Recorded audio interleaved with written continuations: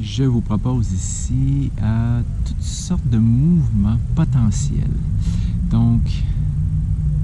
c'est une exploration du corps, des forces et des tensions, sur ce que je nomme la boule Tensegrity, du concept du modèle Tensegrity. Donc, cette idée au niveau des tissus conjonctifs, au niveau du fascia, le spider web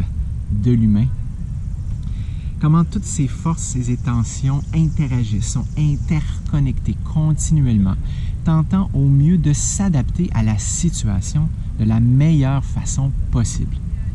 Donc ici, c'est une façon de travailler sa musculature, de travailler sa force dans différents plans de mouvement,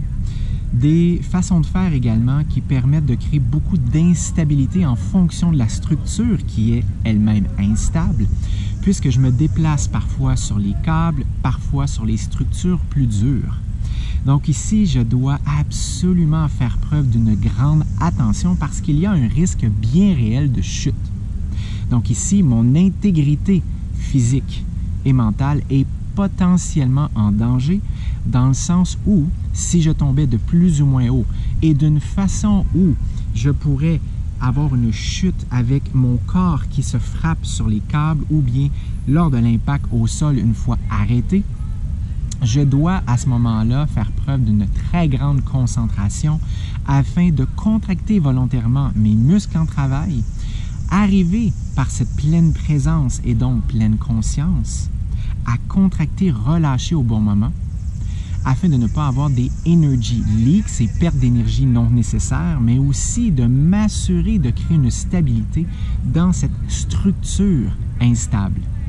Structure instable, comme je le disais, en fonction des câbles. Et donc ici, c'est la symbolique des forces et des tensions en travail, en partant de la force centrale, communément appelée le core, et donc cette force avec redistribution potentielle au niveau des membres périphériques, les bras et les jambes,